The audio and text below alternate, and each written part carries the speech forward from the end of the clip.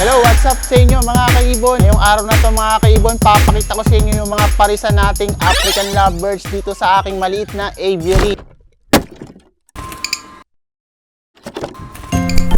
Wentang ibon. Tapos start natin dito mga kaibon sa dulo.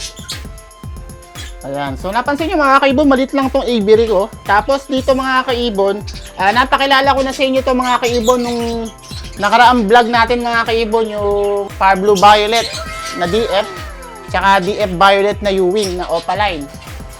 So eto sila, may itlog na sila mga kaibon, kaya laging nasa pugod na tong hen. May pisa na mga kaibon, ayan, congrats sa inyo. May pisa na pala sila, ayan. So, dalawa nga lang yung fertile dito kasi tinanggal ko yung tatlong itlog kasi hindi fertile. So, ito, kilala nyo na to mga kaibon. Yung lalaki na DF Violet galing kay Jericho Quanyo o si RF King. Far Blue na Violet, split opaline, possible pale palo. Ang presyo niya, nabili ko pa noon 2,000. So, matured ko na siya nabili. Tapos, itong DF Violet na Ewing opaline, nabili ko kay AJ Kabilaw mga kaibon. Ayan, ang ganda. So marami na tayong nabentang mga anak nito mga kaibon. So nabawi na natin yung pinambili natin dito sa DF Violet Ewing. Dati kapares nito, Far Blue din na split opa. Kaya lang hindi siya mga kaibon, siya nag-anak ng visual sa 5 clutch. Kaya binaklas ko sila, pinaris ko muna tong possible pale palo kasi yung dating kapares itong possible pale palo na galing kay kay RF King, pinarisan ko muna ng possible RF na galing kay Sir Bench. Ito, napakilala ko na rin sa inyo to mga kaibon, yung galing dito kay Jericho Quanyo at kay Nemich Aviary. So ito, may itlog na rin siya. Far Blue na cock na opaline, yung madungis na to, galing to kay Jericho Quanyo. Nabili ko siya 4,000. So marami na rin tayong nabenta sa magkapares na to sa mga naging anak nila.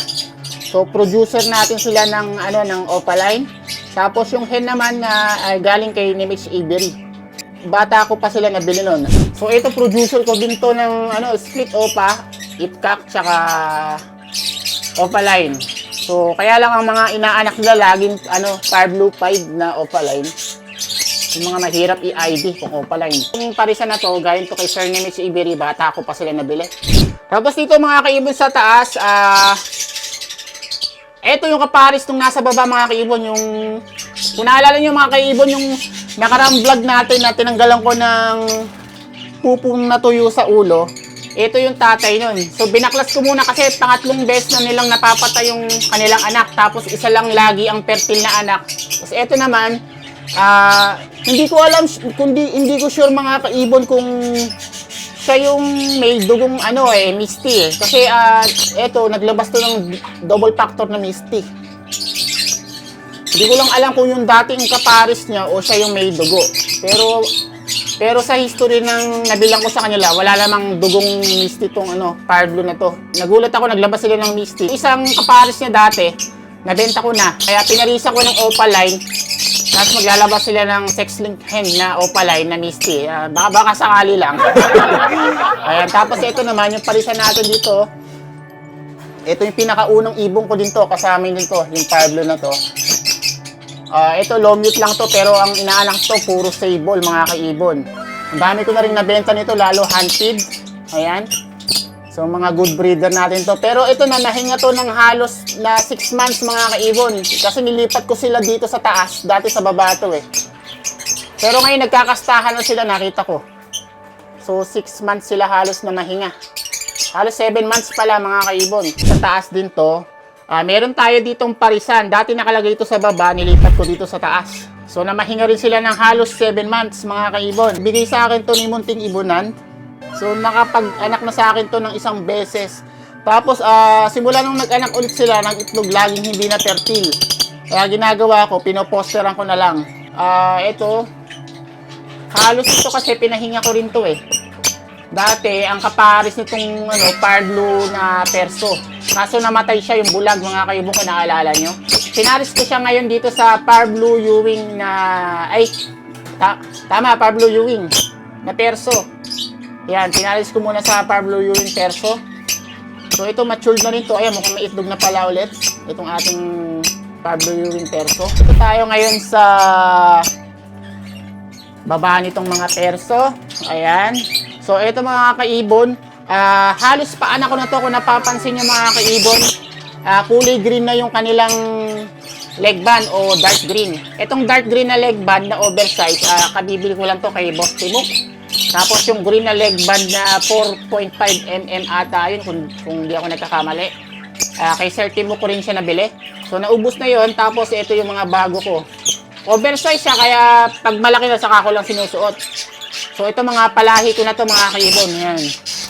Dito naman mga kaibon, ito napakilala ko na sa inyo to, itong Pied na split opa, tsaka Par Blue opaline. Tapos dito ngayon sa baba naman mga kaibon, ito kung naalala nyo, ito yung swinap natin kay Altamayo mga kaibon. Natutuwa ako dito mga kaibon kasi pagka sumisigaw siya parang kinakagat siya. Yung sigaw niya mga kaibon, yung huni niya parang kinakagat sa paa. Tapos ito naman yung bigay sa atin mga kaibon ni Nash Avery. Ayan, yung pallid, parang pallid ata to, pallid opaline na orange hood. Ayan, so pinagpaparis ko sila mga kaibon, kaya lang parang ayaw nitong tail dito sa opaline eh. Pero di ako sure kung pack talaga tong opaline na to. Pero kasi ang pinaparisan niya mga hen eh, sa flight cage, kaya pinaris ko dito. So antayin natin to.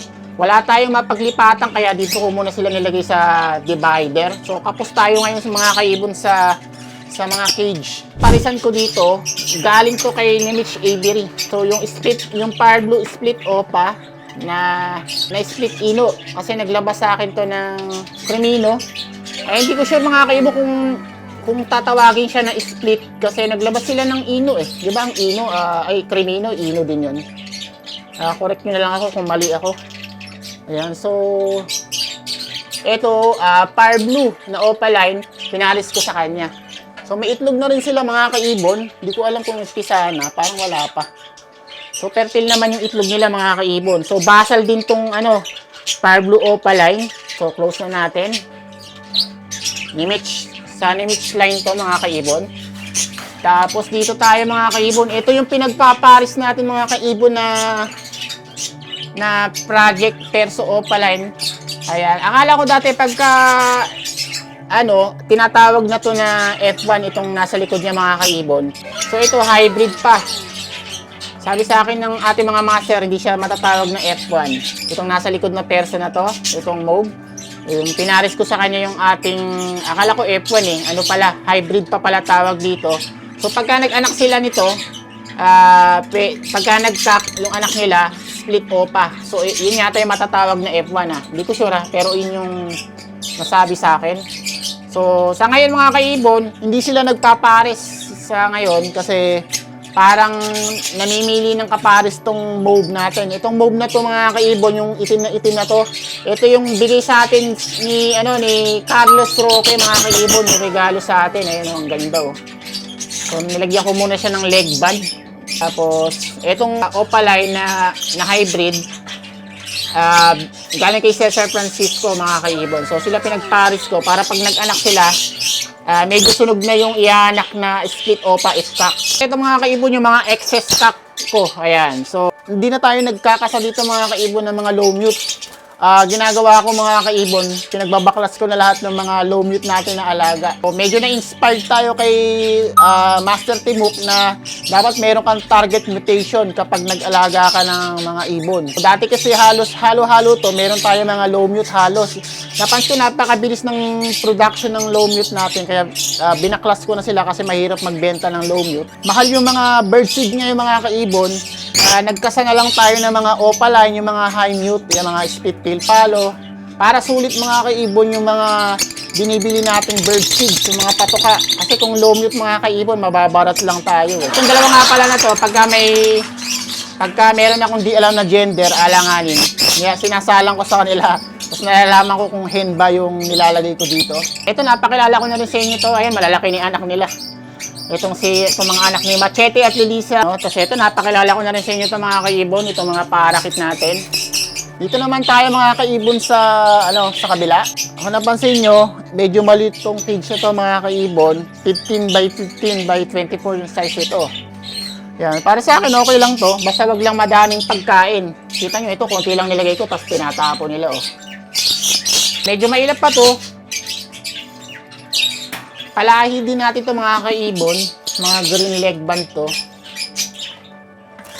Ayan, so medyo mailap sila. Pinakagusto kong paanak na Fire Blue Ewing Opaline, ayan ito mga kaibon. Orange na orange yung ulo niya mga kaibon oh. Tingnan nyo. Hen siya mga kaibon. So lahat ng mga Fire Blue Ewing Opaline mga kaibon tinatabi ko kasi medyo favorite ko yung mga Fire Blue na combination ng Ewing.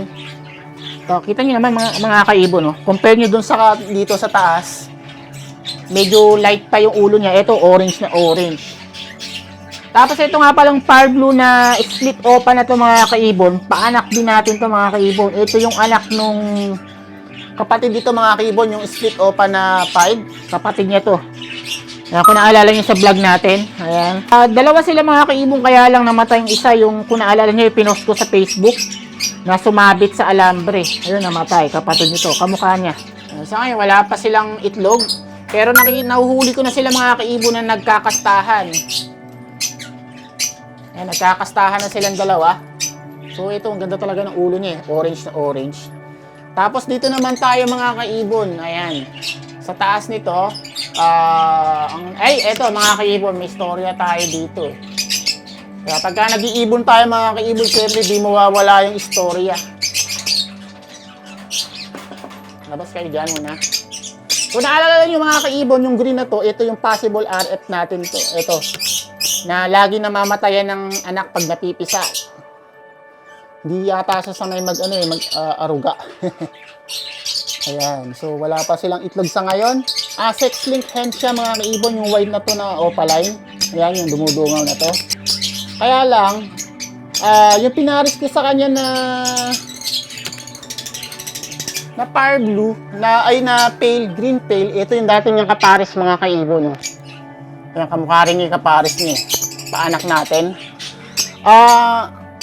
1 year silang nakalagay dito mga kaibon, halos 1 year dito sa breeding cage.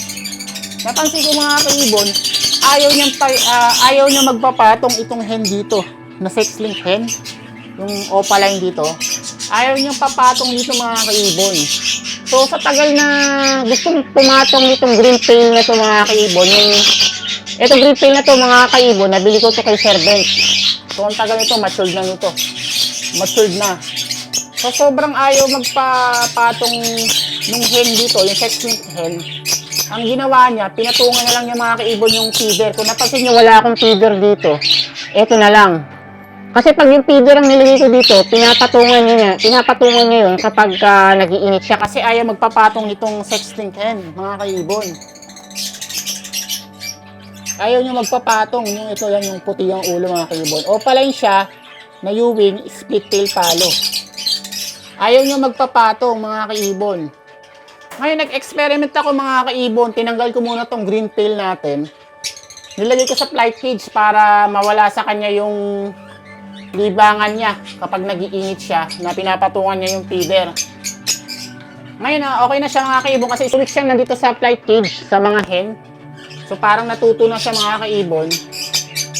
Tapos, ito naman yung kaparis niya mga kaibon. Nilagay ko dito. So, dito dati maraming hen to. Nilagay ko dito, pinarisan niya. Itong kulay green, mga kaibon.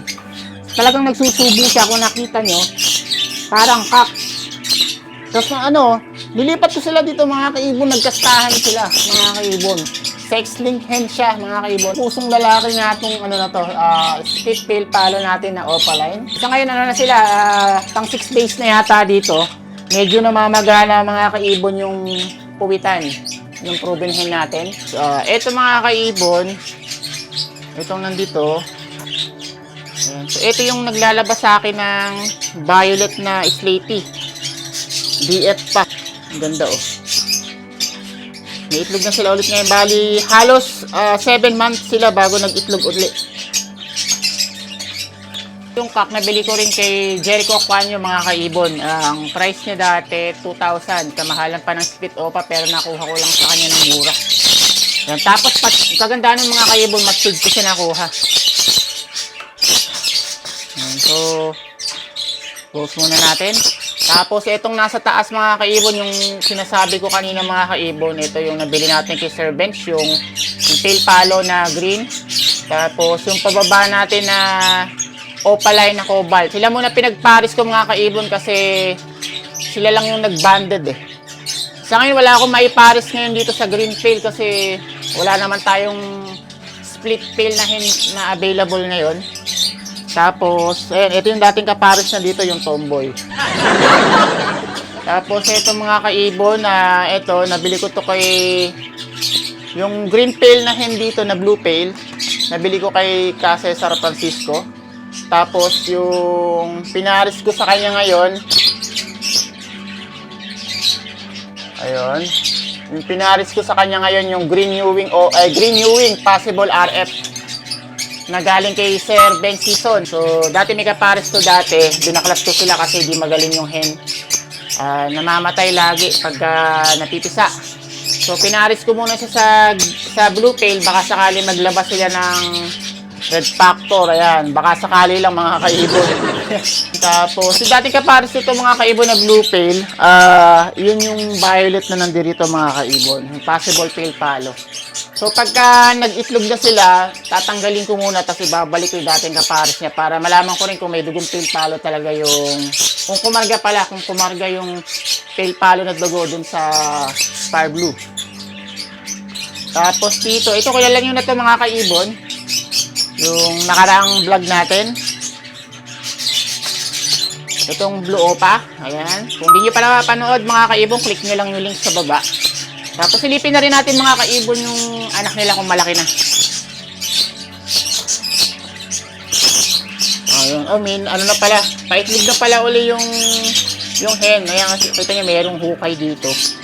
Muhukay na yung hen. Ayan. So, ay, gaganda. Laki na pala ng kulay violet mga kaibon, no? DF violet. Kaya gusto ko itabit to, kaya lang, kung magkakak siya. Pero kung pwede naman pang out, kasi wala naman akong paglalagyan sa ngayon ng mga anak na to. Pwede natin pang out. Ayan, mga kaibon, pagkakorsonada nitong DF violet na Ewing, PM nyo lang ako. Tapos yung Par Blue Ewing Opaline. Ayan, hindi sila magkapatid mga kaibon. Magkaibang pinoster ko lang tong DF violet katulad ng sinabi ko nung nakaraang vlog natin. Ayan, malalaki na sila mga kaibon. Ang laki. Big size, baka possible hen. Kasi sinalat ko itong Par Blue Ewing Opaline mga kaibon. Hen yung pelvic niya eh. Saka yung kaliskis niya, oh. Tingnan niyo yung mga kaliskis mga kaibon, oh. Hen. Yung pinaka-bail niya, hen siya. Kaya possible hen to mga kaibon. Ito, kilala nyo na rin to. Natukoy na rin natin to mga kaibon nung nakaraang vlog. Ito, nag-aanak sa akin ng olive na opaline mga kaibon. Akala ko mauve kasi black yung paktak. Yung pala, tinanong natin mga kaibon sa mga master natin, green olive daw ang ID ng ganito. Green olive opaline. Kasi yung tatay nila mga kaibon, green olive, tapos opaline, green opa yung nanay. Kaya siguro nag-anak ng green olive na opaline mga kaibon. No? Bali, dalawang green olive opaline. Tapos, isang green opa. Ayan. Ayan ang ID ng magulang nila, green opa na hen. Tapos, green olive na split opa. Ayun, ang ganda oh. Black yung wings mga kaibon, yung flight feather. Parang sa mauve. So, magtatabi tayo ng isa dito mga kaibon. Kasi wala tayong green olive na opaline. Tsaka, tingnan nyo mga kaibon, pulang-pula yung ulo. Oh, parang red factor yung ulo. Yeah, ganda. Tapos, ayan, click nyo lang yung link sa baba kung hindi nyo pa napapanood yung topic natin dito sa parisa na to. Tapos sa baba mga kaibon, eto, ang parisa natin dito mga kaibon, yung galing kay Carlos Roque na possible tail palo. Tapos, split opa itkak. Kaya lang nag-hen siya mga kaibon. Tapos, pinarisan natin siya ng split pail palo na anak dito. So, So, titingnan natin mga kaibon kung mag-aanak sila ng pale palo. So, sana kumarga yung, yung pale palo niya. Kasi magandang parisan to eh. Medyo mahiyain. Ilang tatakas. Ayan. So, ayan, nag-iitlog to eh. Nag-iitlog na silang 2 beses. Kaya lang hindi fertile mga kaibon. Sana sa pangatlong clutch ng itlog, fertile na. Ayan, so ayaw nilang lumabas, mahiyain. Tatakot sa camera mga kaibon. Wala pang itlog. Pero buntis na yung hen mga kaibon eh. Ayan, pag nangitlog siya, ayan, buntis na yung puwit niya oh. Buntis na yung puwit. Ayan, malaki na yung puwit mga kaibon. Buntis na ulit siya. Sana mag-fertile na ulit yung itlog. So, kaabang-abang tong anak nila. Tambalang Sisi Alpais saka kwentong ibon. Tapos ilak muna natin para sure na. Ayan, ito sila. Ayun, oh. Ang ganda, oh. Tapos dito sa katabing cage niya, mga kaibon. Tawag dito. Itong hen na to mga kaibon, split tail. Itong blue fisher. Tapos split tail palo. Ang pinaris ko sa kanya mga kaibon, yung anak nung Kaiser Bench. Season na possible RF. So, baka kumarga rin sa kanya yung red factor kung sakali. Mga dati itong hunted mga kaibon. Ito bigay sa akin ni Altamayo. Ayan, regalo niya sa akin. Shoutout sa iyo Sir Altamayo, napakabait mo. Binigyan mo ako ng split tail. Tapos ito, ayan. Yung anak nung Kaiser Bench mga kaibon. Sana kumarga sa kanya yung red factor. Wala pa silang itlog pero pinapatungan na niya eh. Mabait tong ibon na to, nasusubuan ko to eh. Close na natin. Ang laki ng hen mga kaibon oh. Parang magana nga yung puwit eh. Kaya lang di siya nag-nesting mga kaibon, hindi siya yung malunggay. Hindi pa siya sanay. Magtirintas. Ay mag-imulmul ba tawag doon? Ayan, tapos dito mga kaibon, ito yung mga kaibon na nakarang vlog natin na tinanggalan ko mga kaibon ng tawag dito ng tae sa mukha yung anak nila, yung inakay. Kinabukasan pinatay yung anak. Hindi ko alam kung sino yung pumatay sa kanilang dalawa eh. Pero feeling ko yung kak eh. Kasi yung kak parang sensitive masyado yun eh. Hindi katulad nito. Ito kasi galing tong hunted mga kaibon eh. Hindi naman siya kasi mabait to eh. Kaya lang, yun nga lang, maselan to sa kaparis mga kaibon. Kasi pinarisan ko to ng kak na galing doon. Inaaway niya mga kaibon yung Misty natin. So magpa-project sana ako ng Misty Opaline. Kaya lang, inaaway niya yung kak mga kaibon eh. Ayun o. Inaaway niya. Tinutukan niya lagi yung yung paa. Yung daliri sa paa. Tapos dito mga kaibon, ito yung napalit ng seller na ayan, kung hindi nyo pa napapanood, nandito yung details. Tapos, tingnan natin mga kaibon kung may itlog na siya. Ayan, lumabas yung kaparis niya mga kaibon. Palahi rin natin ito mga kaibon. Halos ng ibon dito mga kaibon, palahi ko na. Ayan, yung basta green leg band siya. Split opa yun. Wala pa silang itlog mga kaibon. Kaya lang nilalabas lang yung pinag-nestingan niya. Hindi rin magayong puwet niya. Siguro dapat palitan ko to ng kapares eh. Oo, dahil hindi pa ready yung hen. Yung ID dito mga kaibon yung hen, Violet, DF Violet. DF Violet Opaline. Tapos pinarisan ko ng Cobalt Ewing na split opa. Tapos yung nandito sa taas mga kaibon, tag dito. Yung galing kay Sir Bench mga kaibon na blue opa, split tail palo. Tapos pinarisan ko ng galing kay Carlos Roque o Sisi Alpais. Pinaris ko yung galing sa kanila na green Ewing, split opa, split tail palo. So producer natin to mga kaibon ng tail palo ito. Ayan, ito. Yan, magaganda yung anak nila. Kaya lang namahinga sila ng 6 months mga kaibon. Ngayon may itlog na ulit sila mga kaibon dito. Di ko alam ba't namahinga, siguro dahil sa init nung nakaraan. Nag-stop sila mag-egg. Siguro dahil sa init. Tapos, pero ngayon mga kaibon, meron na ulit itlog. 3 na yung itlog sa loob. Tapos, ayan, ito yung mga parakit lang natin. Ayan, dito siya. Tapos dito mga kaibon, palahi rin natin to mga kaibon. Anak nito, yung hen dito, anak nito mga kaibon. Sa unang clutch, na bago niyang kapares ha. Yung sa bago niyang kapares. Ay, lumabas. Ito, palahi ko rin tong kapares niya na Blue Ewing Opaline. Tapos, pinaris ko sa kanya itong anak ng Blue Opa. Ayun, lumabas. Ito. Halos violet pala, sorry. Ayan, parang light form ba na violet. Parisan natin dito mga kaibon. Violet Opa. Tapos, Blue Ewing Opaline. Ayan, puro palahi natin ito mga kaibon. Parang paitlog na rin kasi nakita na huli ko sila kanina, nagkakastahan sila eh. Tingnan natin kung nag-nesting na. Ayan, nag-nesting na pala siya mga kaibon, oh. So, ibig sabihin, paitlog na to. Nag-nesting na siya. Ang ayoko lang dito mga kaibon, lagi siyang pumupupo dito. Di ko alam kung sino sa kanilang dalawa, lagi pumupupo doon sa inuminan. Ang baho pa naman pagka nagtagal yung tae. Ito nga pala mga kaibon, DIY ko lang tong cover dito. Dahil 17 by 17 lang to, wala siyang butas dito. Binutasan ko tapos kumuha ko ng hindi na ginagamit na divider. Ginawan ko lang ng pinto.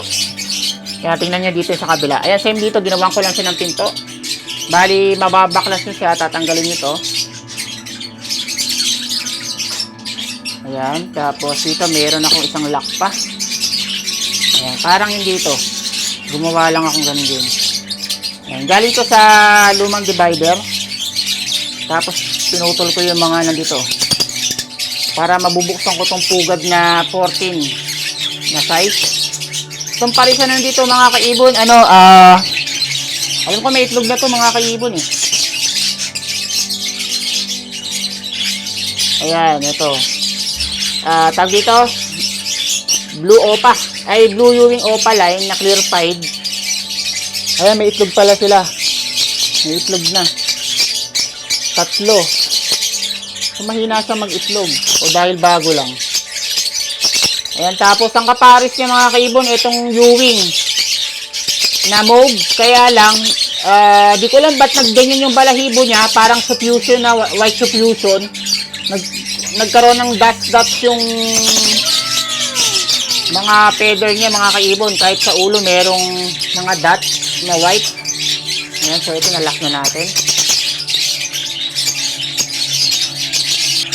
Tapos possible split ino siya. Kasi may kapatid siya na crimino. Yung iba sa flight cage mga kaibon, naisa lang na natin sa mga breeding cage mga kaibon kasi nag-mature. Tapos yung mga, sakto yung mga di natin nabenta, pinaris ko lang din natin. Ngayon mga kaibon, ito lang yung mapapakita ko sa inyong mga alaga nating African lovebirds na low mute. Tapos sa susunod mga kaibon, abangan nyo. Itong papakita ko sa inyo mga kaibon kung magkano tayo dito sa aviary ko. Tapos magkano nagastos natin lahat-lahat mga kaibon.